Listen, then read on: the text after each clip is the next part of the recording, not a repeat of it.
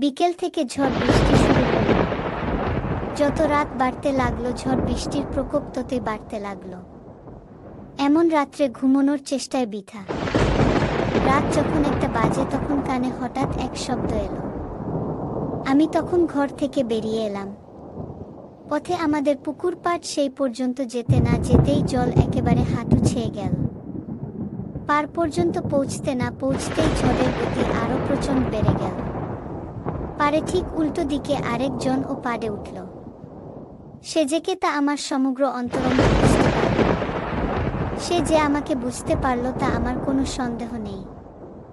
সমস্ত কিছু জলমগ্ন হয়ে গেছে। শুধু আমরা দুটো প্রাণী তখনও দাঁড়িয়ে থাকলাম।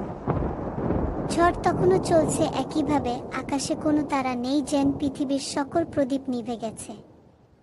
তখন একটা বললে ক্ষতি ছিল না, কিন্তু একটা কথাও বলা গেল না। শুধু অন্ধকারে চেয়ে থাকলাম দুজন।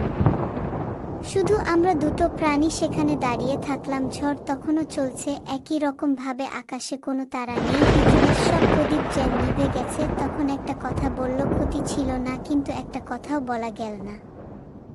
শুধু অন্ধকারে চেয়ে থাকলাম দুজনে। পায়ে ঠিক নিচে কালো গাঢ় মৃত্যু গর্জন করতে করতে বয়ে চল আজ সমস্ত বিশ্ব। সংসার ছেড়ে সে আমার কাছে এসে দাঁড়িয়েছে। আজ আমি ছাড়া তার আর কেউই নেই। কতদিন আগে সে আমার কাছে এসে দাঁড়িয়েছিল, আর আজ কয়েকদিন পর এমন ভয়ঙ্কর অন্ধকারে সে একাকিনী আমারই কাছে দাঁড়িয়েছে। এখন মাত্র একটা ঢেউ, তারপরে পৃথিবীর এই প্রান্ত থেকে খসে পড়ে আমরা দুজনে এক হয়ে যাব। সে ঢেউ না আসুক শেষ।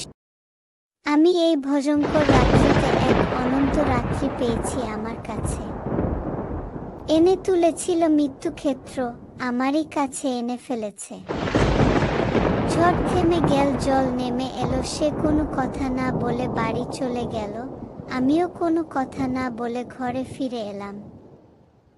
শুধুমাত্র ভাবলাম যে স্বপ্নের জন্য এই বিচ্ছেদ, সেই স্বপ্ন পূরণ হয়নি।